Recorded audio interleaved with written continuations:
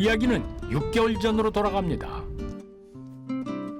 나이 40이 넘도록 마땅한 일자리 하나 없이 빈둥거리기만 하던 하성주.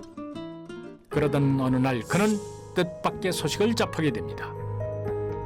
학창시절 연인 사이였던 문희 씨가 암 진단을 받았다는 사실을 알게 된 것인데요.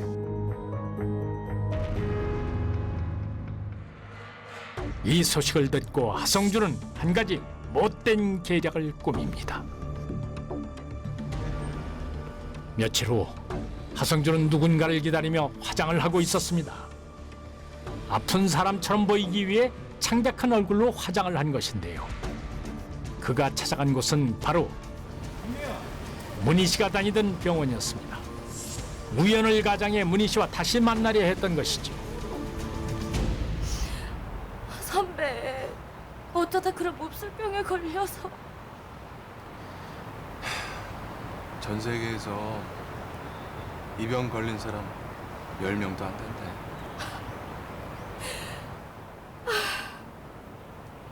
사실 나도 얼마 전에 자궁암 수술받고 항암 치료 중이었어.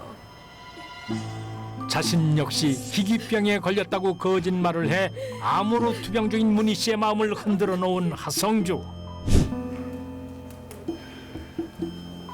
그는 문희 씨의 경계심을 풀기 위해 값비싼 외제차와 고급 빌라까지 빌렸습니다. 근데 사장님, 근데 집을 왜 3개월만 렌탈하세요? 뭐 3개월이면 끝날 것 같아서요. 예, 알겠습니다. 그렇게 치밀한 계획을 세워 문희 씨에게 접근한 하성주. 그는 자신의 재력을 과시한 후 여생을 문희 씨와 함께 버킷리스트를 이루며 살고 싶다고 거짓 프로포즈를 했고 두 사람은 결국 동거를 시작하게 됩니다. 이런 사실을 꿈에도 몰랐던 문희 씨는 성주 씨와의 시간이 즐겁고 행복하기만 했는데요. 선배, 버킷리스트 그 다음에 또 뭐 하고 싶어? 일단 제주도에 땅은 있고 카페를 지으려면 공사가 먼저 들어가야 되는데. 그러네. 그럼 빨리 공사 시작해야겠다. 그래서 말인데 문희야, 너 돈 좀 있어? 돈? 일단 네 돈으로 공사 먼저 시작했으면 좋겠는데. 에이, 내가 그렇게 큰 돈이 어딨어. 너 암 보험금 받은 거 있잖아. 한 1억 정도만 먼저 있으면 될 것 같은데. 그건 내 전 재산인데. 이제 사업도 정리 들어갔으니까 한 달 안에 네 돈 돌려줄게. 알았어.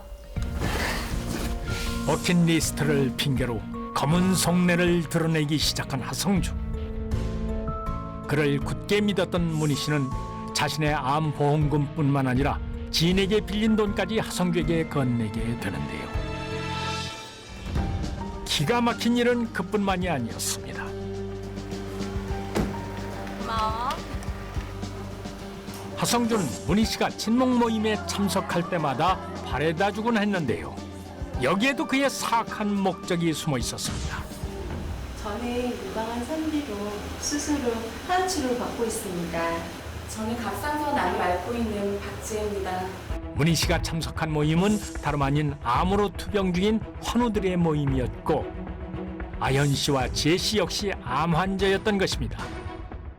하성주는 암 진단을 받은 여성들이 통상 그에게 보험금을 받게 된다는 사실을 알고 이 모임의 여성들에게 의도적으로 접근했던 것입니다. 저기요. 립스틱 들어있으시. 감사합니다. 타겟으로 삼은 암 환자 여성과 우연을 가장해 만난 후 문희 씨에게 했던 것과 똑같이 버킷리스트를 함께 하자며 돈을 갈취했던 겁니다. 한편 빚독촉에 시달리던 문희 씨는 결국 고민 끝에 하성주에게 돈을 갚아줄 것을 요구했는데요. 선배, 그때 말한 거 돈 말이야. 내가 빌려준 거 언제 줄 수 있어?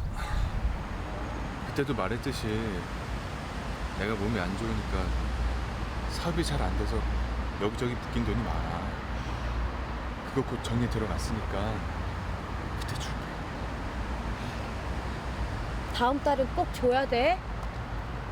알았어. 걱정하지 마.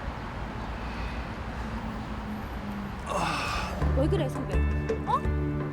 잠깐만 왜 그래 선배? 왜 그러는? 문희 씨의 빚독촉이 시작되자 하성준은 병세가 악화된 척 연기를 해 오히려 문희 씨가 미안하게 만들었고 더 이상 문희 씨에게 뜯어낼 돈이 없다고 판단되자 결국 문희 씨를 버리기로 합니다. 어디 가게? 나 며칠 병원 가서 치료 좀 받고 올게. 병원에서 입원 치료를 받는다는 핑계로 연락을 끊고 잠적할 생각이었던 것입니다. 하지만 모두 문희 씨처럼 순순히 돈을 넘겨주고 가만히 기다리는 건 아니었습니다. 뭐야? 약속한 날짜가 됐는데 돈이 안 들어와? 아연 씨, 내가 몸이 안 좋아서 사업이 잘 안 되다 보니까. 됐고. 나 더 이상 성주 씨 말 못 믿으니까 내일 죽든 말든 당장 내 돈 내놔. 그게 어떤 돈인데? 아연 씨, 지금 좀만 기다려주면 안 돼? 내가 금방 준비해. 일주일 줄게. 안 그럼 나도 가만 안 있어? 아연 씨, 아연 씨. 그러자 결국 아현 씨와도 연락을 끊어버린 하성주. 하지만 그의 사기 행각은 멈출 줄 몰랐습니다. 웬일인지 밝은 표정의 하성주가 카페로 들어가더니 한 여성과 마주하는데요. 자기 왔어요? 글쎄 또 다른 여성이 생긴 모양이군요. 그런데 놀랍게도 하성주가 만난 여자는 문희 씨의 아연 씨와 함께 암 환자 동호회에 있던 지혜 씨였습니다. 그리고 자기가 보내준 돈은 제주도 공사팀에 보내놨어. 오, 일사천리네.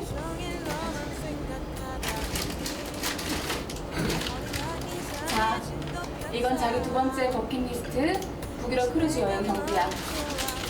자기 거랑 내 거. 이 정도면 지중해까지 볼 수 있을 것 같아. 자기가 예약해. 자기가 정말 최고야. 내가 집이랑 사업지 다 정리하면 이 돈 꼭 갚을게. 역시나 같은 수법으로 버킷리스트를 함께 하자며 돈을 뜯어내는 하성주. 지혜 씨도 하성주에게 푹 빠진 것 같은데요. 바로 그때 하성주 씨? 네? 경찰입니다. 당신은 사기 혐의로 체포합니다. 아시죠? 잠깐만요. 놓고 얘기하세요. 아니 뭔가 오해가 있으신가 본데. 성아, 그 돈이 어떤 돈인데? 당신이 누구냐고! 아유 씨. 지혜 씨? 지혜 씨도 저랑 똑같이 당했네요. 네? 아니 그게 무슨 말씀이세요? 자, 가시죠. 하성주와 연락이 끊기자 의심을 품은 아현 씨의 신고로 하성주는 결국 경찰에 체포되고 맙니다. 씨는 경찰에 검거된 이후 정말로 씨를 사랑하고 있고 끝까지 책임을 지겠다며 사기 혐의를 부인하였습니다.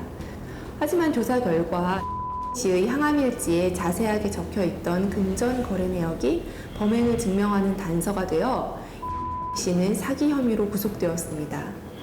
한편 씨에게 자신의 보험금을 전부 빼앗긴 씨는 암 투병 중에도 식당 아르바이트 일을 하였던 사실이 알려져 주변에 안타까움을 샀습니다. 뭐? 시한부? 럭셔리 버킷리스트? 네가 사람이냐고? 내 돈 어떻게 거야? 내 돈 내놔, 내 돈. 등칠 사람이 없어서 암 환자 돈 훔친 지칭이? 잠깐만요 아연 씨. 선배 저기 집이랑 사업 정리해서 이분들 돈 정리해드려.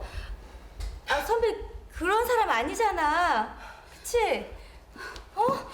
언니, 이 사람 사업가 아니에요. 경찰들이 다 확인시켜줬다고요.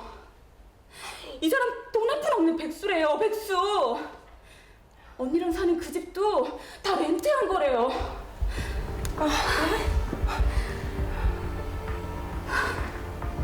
사실이야? 문희야, 나 너는 정말 사랑했어. 그걸 믿어줘.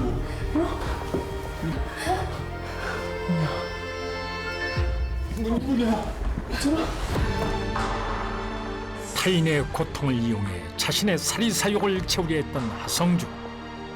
그는 돈뿐만 아니라 새 여인의 진심까지 빼앗아 무참히 짓밟아 버렸습니다.